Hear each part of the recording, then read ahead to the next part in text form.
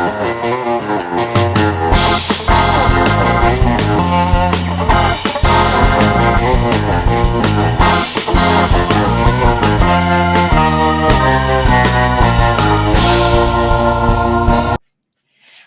and welcome back to another episode of Corgi Town, USA.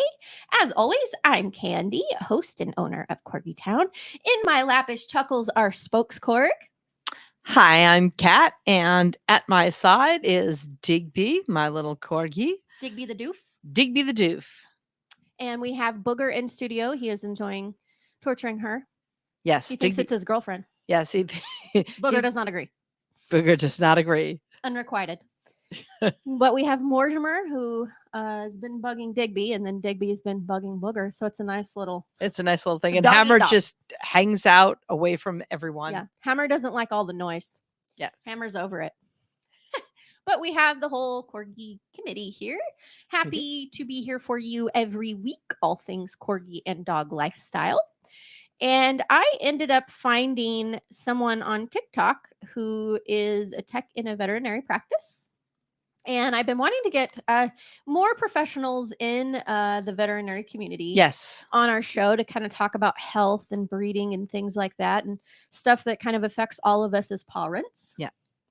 And so I was excited that this lovely young lady was going to come on, but we're going to talk a little bit about breeds, pedigree, health, testing, that kind of thing, sort of what makes a well-bred dog and why it's important, what you should look for, things like that. Exactly. It doesn't matter what you pay for the dog if you're buying from a breeder. It matters who the breeder is and what the lineage is. So we're going to find out more about that. And the testing and so many other things that we talked about. But yeah, let's hear it from a vet tech. Let's hear it from somebody who sees this every day. Yes, for better or for worse. Yeah. So please welcome Linsdey Hutslar. Lindsey, welcome. Hi. Hi. Thanks so much for spending your afternoon, evening with us. We appreciate it. Yeah, of course. I'm happy to be here. Thank you. Well, we value your time, so we will get straight to the point here. Jump right in. Yes. So I discovered you on a video you did about healthy, well-bred dogs. And what really resonated with me, we talk a lot here on Corgi Town about how to find the right breeder, what you should look for. We're very careful about not recommending any one breeder because we don't want it to seem like there's collusion or that, we never want to be incentivized. We just try to give our audience, listener, viewer, what to look for if you want a Corgi and the kind of tests they should need. So important. What to ask that breeder. What questions? We don't ask the right questions. Well, some of us do, some of us don't. And then sometimes we think we've got it. And even though you research, we still don't. So one of the things that you said that really resonated with me is you said that in your practice that you don't see a lot of well-bred dogs. And I think you mentioned that you think it's because people can't find those breeders. And do you mind sorry about our camera equipment. We have 5 Corgis in the studio. So it's happened several episodes where we lose equipment. We go dark, but we come back. But if you don't mind touching on that about the well-bred dogs and people, you're not seeing a lot of them. Yeah, so I think that I could probably count on one hand the number of well-bred dogs that I've seen come into clinic. Wow. And I do think part of it is people don't know where to go. They don't know how to look for them, what questions to ask. And I do think a little bit of it too is like viewer bias. I see, healthy well-bred dogs are less likely to come in. They're not going to have as many problems. Right. So it is sad. It wasn't until I started getting more involved that I got to see how different a well-bred dog is compared to what I see every day. Right. Yeah. That breaks my heart. That breaks my heart though. Yeah. That you're not seeing a lot of them. I have a question on that. Is it that the dogs that are coming in that are supposed to be purebred, well-bred are not? Or are you mixing in with that statement, mixed breeds that are basically, pound dogs or, this dog in the neighborhood went with Well, I the think other she dog? meant purebred specifically, right? For that Specifically. specific- Yes. Okay. Yeah. Yeah, I wanted to 'Cause clarify that, both myself and the audience. Yeah, I live in Ohio, which Okay. unfortunately is very puppy mill central. So we do get a lot of Yes. purebred dogs, but they're not really very well bred. Okay. Yeah, they wasn't that one of the states? So we just had Melissa on with East Coast Corgi Rescue, and I'm sure you know this, being in veterinary practice, that the shelters are full, rescue groups are full. Everybody's Yes. kind of at the end of the rope. A lot of people had these COVID puppies, various and sundry reasons of how we've gotten to this state of not good for rescues and shelters. But she was talking specifically about how, I believe she said 3 states didn't have Pennsylvania, Ohio, Ohio. and somebody else. Pennsylvania, Ohio, and but there were 3 states specifically that were sort of in near regions that didn't have regulations on breeding. Correct. And that was probably part of it. It's not enforced, not paid attention to. Yeah, was they're interesting. like, I think within 30 minutes of me, there are 5 Petland stores. So we have a lot of those kind of puppy sales. So right. yeah, And that, well, Ohio's not great. Well, and part of it too, I will say this, it's I hate to say the word ignorance, but you know, as I was growing up, it wasn't a big thing to go to the pet store and buy a dog. You want to, you go to, how much is that doggy in the window? You go and you buy it. But now we have, you know, awareness that what's been going on with pet stores is not good. that you know, that doesn't necessarily mean you're really getting what you are purchasing, because I've talked to people who have purchased pet store dogs and decided to do genetic testing, and turns out they're not even what they thought they wanted. Right. Among the myriad of other problems that you have. But without getting too far off topic, talking about, which I'm really good, Candy is really good at taking long roads to simple thoughts and driving us off the rails, for health testing. So we talk about, you know, there's so many different diseases, and breeders will tell you, even if you test for a disease, there will always be another disease. And yes, we know this is part of geneticism and being a living life form, but we recommend a handful of tests for corgis specifically, because that's like my area of, and that's EIC, exercise-induced collapse, VWD, von Willebrand disease, which is a bleeding disorder, and degenerative myelopathy. And those are the 3 kind of the really big ones that tend to be prevalent in the corgi breed. So we tell people at minimum, of course, there are others, OFA, hip and eye regulations and things like that. But we tell people that those are like the 3 big ones in corgis. So from your perspective, we always say, please don't, at the very minimum, don't get from a breeder that doesn't do health testing. So will you tell us why you think that's important? You know, it's a kind of a rabbit hole, but in a succinct way. Yeah. So I guess in like the simplest way, it's important to me because I think that if you're breeding, you should be trying to create healthier dogs. And you can't do that if you're not doing these health testings, and not knowing what you're going to be passing on. So breeding to make sure that you're only breeding, you know, clear to clear, or even carrier to clear, to make sure you're not breeding effective dogs, is of the utmost importance, because then your puppy buyers know what they're getting themselves into, and they know they won't have to worry about that. Yeah. I mean, there's so much more that could go into that, but sure, in the simplest, shortest, yeah. You want. Yeah, that makes sense. And I like that you said you were talking about kind of well-bred versus not well-bred. I have evidence of that in my household, because I have rescues. Yes. And Chuckles is, you know, Mortimer's what Kat calls my accidental pregnancy. Somebody had a puppy, and I, you know, I was lucky enough to get Mortimer. But Mortimer I didn't plan for. Mortimer found me. Chuckles is really, aside from my first corgi, the most precious boy there ever was. Chuckles is the first one that's like my designer bred, health tested, champion bloodline, et cetera, et cetera. Like, I had to search for his breeder to make sure that we had the evidence of the testing, OFA certified, all of these things. It's he's the first one that I willfully went and did that. And you can tell Chuckles is beautiful. His coat is gorgeous. He's got a great temperament. He's a great dog. Smart, intelligent, easy to train, picks up well.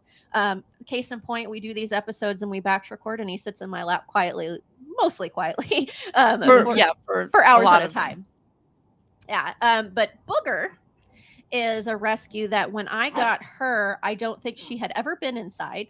No, probably not. Yeah, and she wasn't potty trained, and she was supposed to be 2 when I got her. We thought she was fat. We thought she was overweight. She was so inundated with fleas that it was flea dirt in her coat. And when we dipped her, she was actually quite thin. That's how infested she was. Wow. Her teeth were black. Yeah, we have most of her teeth are removed, and now she's having some chronic issues that we're not real sure what is. Like Exactly. autoimmune type stuff. Her paws swell. She can't walk long distances, and you can look at her and tell her she's not well conformed. No. She's just her poor little body. She's not a well-bred dog. You can tell. She's a sweetheart, huge heart, wonderful little lady, but you can look, if you take Chuckles next to Booger, you see the best of the best and the worst of the worst, unfortunately. Yeah. So I love that you bring that up. And can you tell us, as we're talking about this, the difference between health tested and vet checked? Yeah, so what I think of when somebody says my dogs are vet checked, it's, you go to the vet for your annual exam, they listen to the heart and lungs of the stethoscope. Maybe they do like CBC chemistry blood panel, but probably not much else. And your vet says, oh, they look fantastic. They're great. Clean bill of health. That's vet checked. And it doesn't really tell you much about the inner workings of the dog, their genetics, their structure. Okay. But health testing is much more like specialized. So it would be like your radiographs taken of your hips, your elbows, shoulders, or knees, whatever, and sent off to be looked at by an orthopedic specialist. It would be an exam with a board certified ophthalmologist to look at eyes, or a cardiologist for the heart. So specialty checks of the different parts of the body specific to the breed in question. Her house sounds like ours. I know, right? Yeah, I 3 huskies and a golden, so it's loud. Also very talkative. Yeah. Yes. No, Yeah. we're used to Borks. We're a Corgi podcast. We're gonna have some talkatives. So Yeah.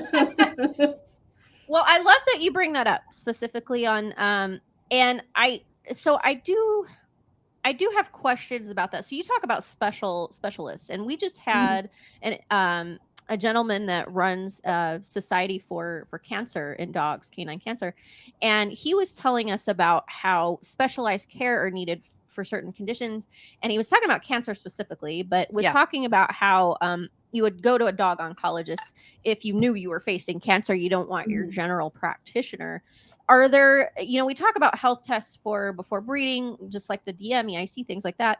Are there any specific things that should be looked at when you talk about testing for testing with a specialist? What I mean is, we know that Corgis should be, if you don't have the history, like on my rescues, there's a big possibility they could be DM affected or at risk. But for just dogs in general, I mean, what would you recommend for someone? Vet checked is good. Always do that when you get a dog, be it a rescue or a puppy. But are there certain concerns that you really want to focus on as we're talking about this? See, long road to a simple thought. Yeah. I don't really think there's like a one size fits all for like every breed. Right. Just because they have so many varying problems. I think a solid base, if you are going to have an active dog, like that you're going to do a lot of things with, hips is always a good one to have. Sure. The radiographs of that looked at. DNA can be helpful, but not always, because a lot of the times they're not very like breed specific. But I don't think there's like a one size fits all. It very much depends. Like, I would never touch a golden breeder that didn't do cardiac, but that's not a concern with Siberian Huskies. So it really just depends. Yeah. So it kind of goes back to research your breed, right? Mm-hmm. Research your breed, see what's, again, we talk about the big 3 with the Corgis. Any breeds are going to be more susceptible to some things than others. And I didn't know about the cardiac with Goldens. I didn't know that was a concern. Yes. Yeah. So thank you for sharing that. So where is a good research source besides Google, which may or may not be accurate? Google's not accurate? Google don't strike me down dead. That's what my degree is in. So my favorite, I like the like breed parent club, if you know what breed you want, they Okay. always have information about the most common health concerns, and they'll list out what health testing they like is what they recommend or require to be a Right. part of the club. Oh. And then the OFA website actually has a searchable, you can go in and pick the breed and it'll give you all of their chick requirements and then ones that they recommend but aren't required. So I like to cross-reference those if I'm researching. Sounds good. Yeah, and good structure for by and large fends off things like arthritis for later in life, from what I understand. So my second oldest husky has his OFA testing done, and the hardest part is finding a good vet to do it because positioning matters. Like you have to, it's very precise. That way they can get a perfect angle of those hips. Right. But they take it and then they send the image off. It's not like a terribly long process once you find the vet that can do it and do it properly. Yeah. But finding your other specialist, that definitely can take a little longer because they are often harder to get into than somebody that can take x-rays. Yeah, you have a higher demand than you do supply. Yes. With your specialist. So Lindsey, you've got two, let's say, identical Corgis sitting, one next to another. One is well-bred, one is not. How you're a vet tech, you're in the vet office, you see something different than the average person sees. We see two adorable Corgis. They both look fine. What is it that you're seeing that the average parent is not seeing? Yeah. So, I mean, other than at this point, I can usually tell a difference between general structure, facial features. Because when you can kind of tell that dog looks well-bred, that looks like the standard, that one doesn't. But just like from, if you don't know that kind of thing, if they looked identical, what I would be worried about most with the not well-bred one would be, like intervertebral disc disease, like back issues, that kind of stuff. That, and I feel like a lot of the not well-bred ones tend to be much chunkier, but that would be the biggest thing I would look for. You notice in the structural issues, especially with those short-legged, long-backed dogs. You want that good structure. It's important. Yeah, of course. Yeah, and that I love that because we talk about like in our house, we're used to looking at Corgis. I'm used to looking at Corgis. We have so many Corgi friends, and I recognize that as well that you describe. And I will see people post in the groups, and then we will run into Corgis, and I can kind of tell. And gosh, I sure hope their breeder did the right thing. Is usually what goes through my mind. Right. But yeah, you can look at Booger and you can look at Chuckles, and you can definitely see very distinct differences, and you can tell. Now she's older, but you can look and tell that he's healthier and comes from a better, absolutely bloodline.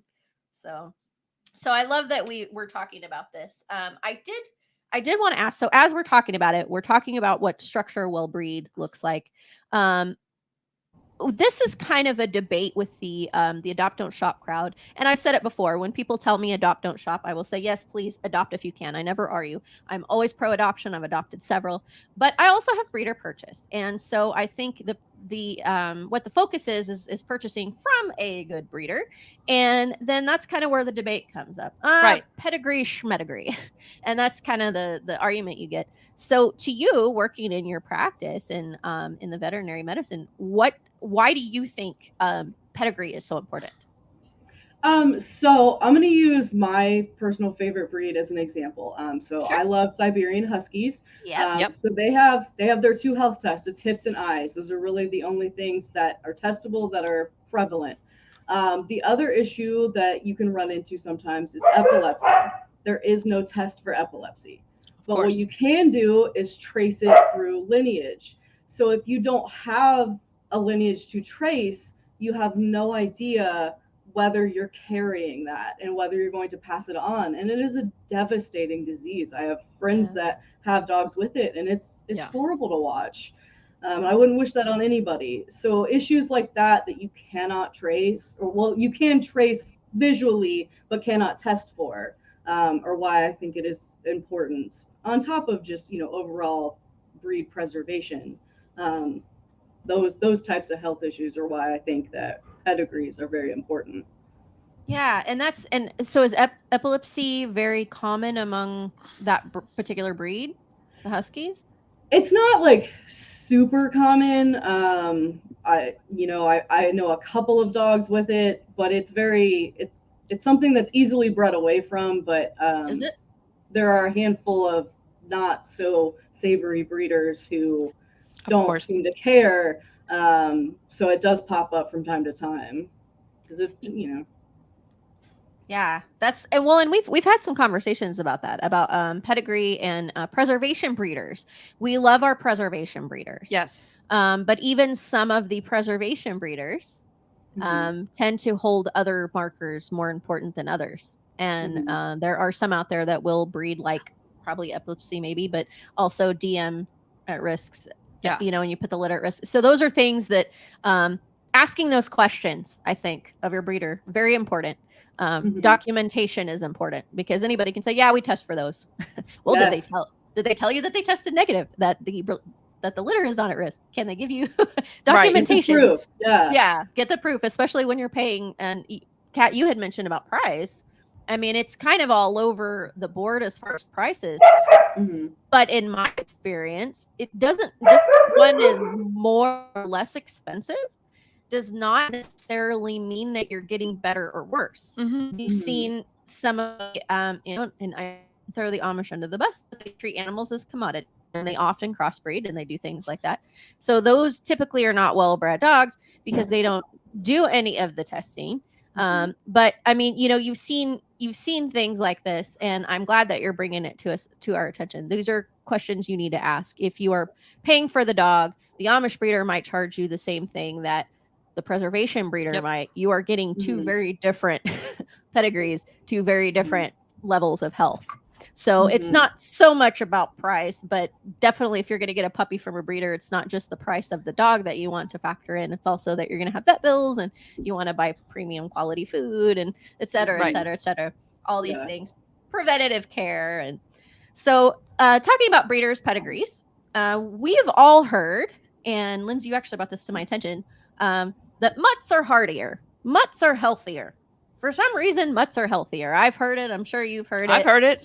But do you agree with that? What do you think? Do you have any idea why that came to be? So I don't agree with it as just like generalized statement. I think that when you say it, you kind of have to have that thought process of, well, yeah, purebred doesn't mean well-bred, because yeah, sure, maybe a mutt would be healthier than just a backyard bred purebred, but I wouldn't consider them to be healthier than a well-bred dog, just because, a well-bred dog, like we've said, they take the time to make sure the structure is correct and healthy, and they do the health testing, and they make sure that they are breeding unrelated pedigrees. Mutts don't have anybody taking that kind of care. Right. They can be free breeding to their brother or their sister. Any mix under the sun, bringing in problems of that breed. And while they may be at less risk for those hereditary recessive disorders, they still could be breeding in things that are, not hereditary recessives, like bad structure, bad hips. I know there was like one study that touched on it, that they had a higher rate of like ACL tears, which is something that I hate to see happen to people that have very active dogs, because it just puts them on crate rest for 6+ weeks. So it's bad with corgis too. Yeah, it just, nobody's taking any care with those mixes being bred, so you don't know what you'll get. You could get the healthiest dog ever, but you could get just a train wreck. And that's the roll of the dice there. Yeah. I'm glad that you dispelled that statement. Yeah. Because we've all kind of heard it, and you're right. And I mean, I think part of that too, temperament, right? Because when you have dogs that weren't mindfully bred or even purposefully bred, then you can't really account for temperament. You don't know what's in that dog's background. And, all these, unfortunately, dog fighting rings and things. You get a lot of Ugh. backyard breeding for that because they want to breed bait dogs, and it's real ugly, as you are well aware. Unfortunately, most of us are. But yeah, it's also temperament, so not just health, but temperament as well. Yes. Yes. Responsiveness, temperament, all those things. Training, intelligence. Yeah. Intelligence. The ability to train. Yeah. I think intelligence is really important because, people say, oh, dumb dogs are funny or whatever. But the thing is, to me, intelligence is important because you want to teach your dog behaviors that will keep them safe. Yes. And if they're not very intelligent, it takes a really long time for them to catch Yeah. on. It's harder for you to keep them safe because they don't This is listen true. or pay attention. Or This is true. You can't teach them. So I agree with all of what you brought up. Because I think one of the big reasons for me that I chose to buy well-bred dogs is the predictability in all things across the board. I knew what I was getting. It's written out for you in that standard. Right. Yeah. And that's kind of some of that research too. Absolutely. It's like buying dogs is different than buying cars. These are companions, not a thing to be used. But when you research anything for purchase, you'll look at things like reviews and histories and recalls because you want to say, what is the worst that could happen and could I deal with this? Mm-hmm. And with animals, it's a little bit different because they're your companions. You love them. Heartbreaking. And you're right. But you still want to look at, okay, if I rescue a corgi, because I keep rescuing corgis, they could be DM at risk, and that may be something that we have to handle. Right. You don't have that history, so it's kind of the same thing. But, Chuckles is not supposed to be at risk. We have documentation that's not one of the problems. So that's kind of, I was going to say, as much as you want to test, you want to have someone like Lindsey look at the dog that could immediately see, there's a structural problem here. There's not a structural problem here. Have the vet look at it.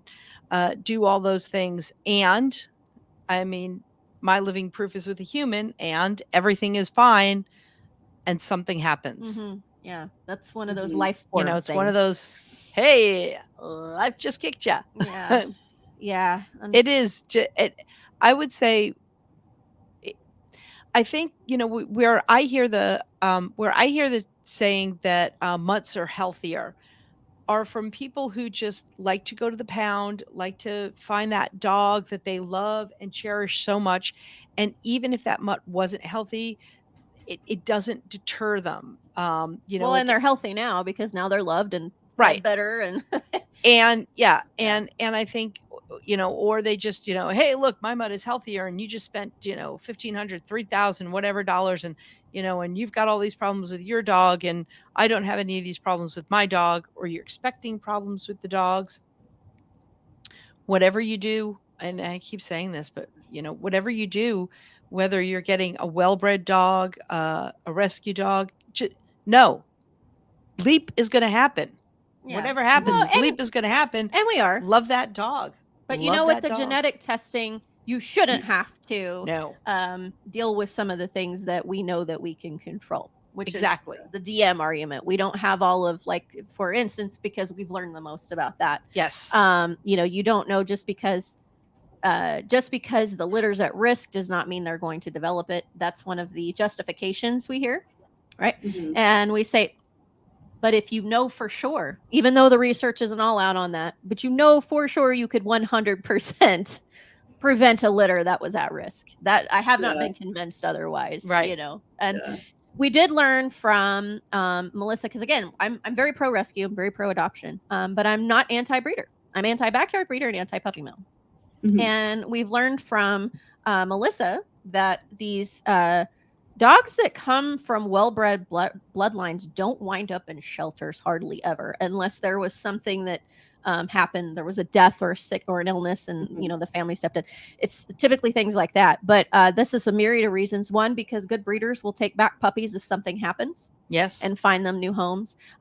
Two, it's because typically they're well-bred. They should be happier, healthier, have fewer behavioral problems, and be more manageable and fit in homes and lifestyles better, so you have less of a chance of them coming back for behaviors. And but those were kind of some things we've kind of learned that, when you make a good breeder and you get one that does the testing, that you aren't causing a problem of shelters and things being full because you buying from a preserved bloodline. And Melissa saying that the good breeders can't keep with the demand. Very true. So that right there should tell us that may be very, very important. So Lindsay, I purchased a dog from a breeder, whatever breed, Corgi.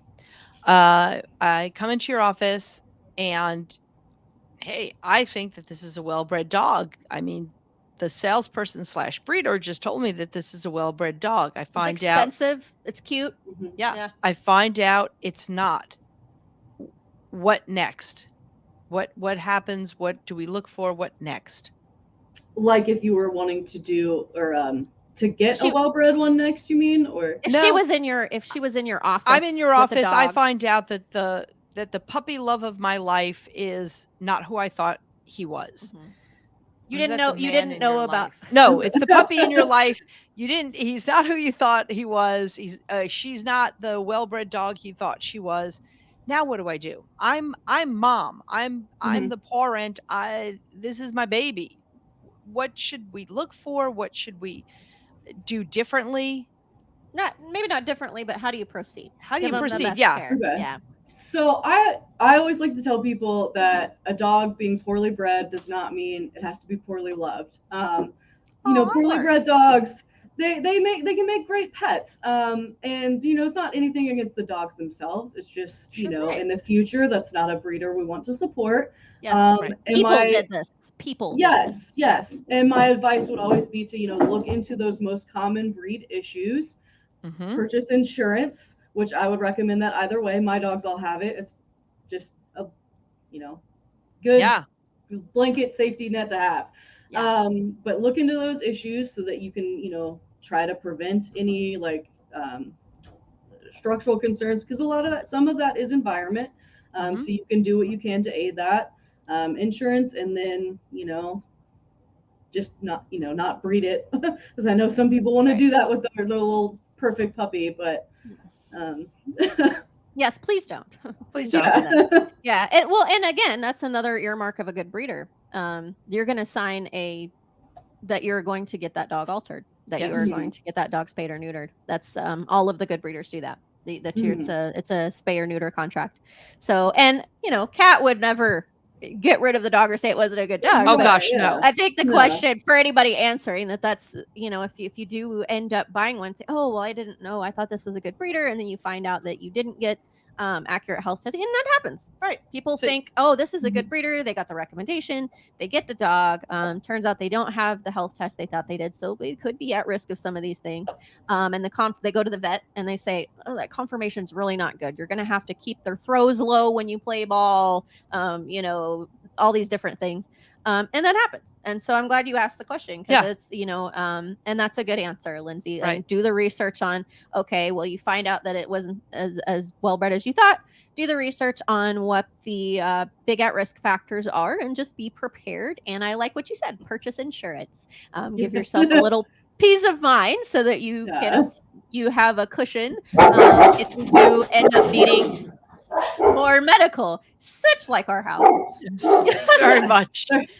Matter of fact, I can't believe ours aren't barking back. Shh. Hush. Well, we should probably let Lindsay go and let her tend to those puppies. And thank you so much for spending a lot of great information. Yeah, this is wonderful. Thank you. And we can't appreciate you too much, or we appreciate you so much. We can't say thank you enough for coming on. And I know I'm scatterbrained. I think I need to eat lunch. My blood sugar's low. I get real silly. But thank you so much for taking the time to come on and explain all this to us and educate us. And hope you have a great evening. Yes, thank you so much. I hope you guys have a good afternoon, I guess, there. Yeah, thank you. Give those puppies some belly scritches for us. Yes, absolutely. I absolutely will. All right. Thank you, Lindsay, for being on. Thank you. Bye. Well, I guess I'm not a very good podcaster today because I'm like tongue-tied and messing up words, and it's all good. Our guest was wonderful, and that's really all that counts. I know. We hope you find this important. It's never to shame anyone. No. It's never to shame anyone for maybe you bought a dog and it wasn't the breeder. Sometimes you don't know. And you may not know that health testing is important. Anybody listening, I feel like a lot of our audience does, but sometimes you don't. And you decide you want a dog and you read that you can get from a breeder. I tend to, as Lindsay was talking about those pet stores, I tend to discourage pet stores because they're not always forthcoming with where the dog comes from. They can tell you things they aren't necessarily true. I've seen evidence of it. I'm not saying they all do that, but I would say pet store, not so much. Breeder, you get to typically pick out your puppy or at least be on a list. And when they're old enough, they'll let you handle them. And the good breeders will educate you thoroughly. Yeah.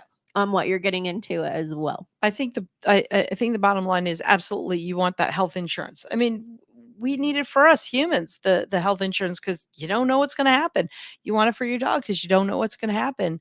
And vet bills are expensive. Vet bills are expensive. You want to have the testing done, and just especially if you hire a specialist. Yeah, especially if you do have to end up seeing like an orthopedic specialist. Yeah, and just keep hey. We go to the doctor at least once a year. We as women go to our special doctor once a year to make sure that, everything is working for us. Let's make sure that we're doing that for our pets, for our little fur babies. I'm always at the vet. Well, that's excessive. But I have some geriatric and special rescues. This is true. This is very true. Problems, but yes, we hope that you enjoyed this episode and we hope that you learned something from it. Thank you so much for listening. Again, we are not doctors or medical professionals. However, the person that we had on today does work in a vet office and gave us some very good information to use as baseline advice. And we hope that we are bringing you good content. We're here for you every Thursday, all things Corgi, dog, lifestyle. Please follow us on Facebook, Instagram, TikTok, whatever your most preferred is. Like and subscribe this video if you enjoyed it, or listen on your favorite podcast platform. We hope you have a good night, you and your Corgi family and honorary Corgi family, from Chuckles and Candy and Cat and Digby and Bug and Ham and Mortimer Barnabas.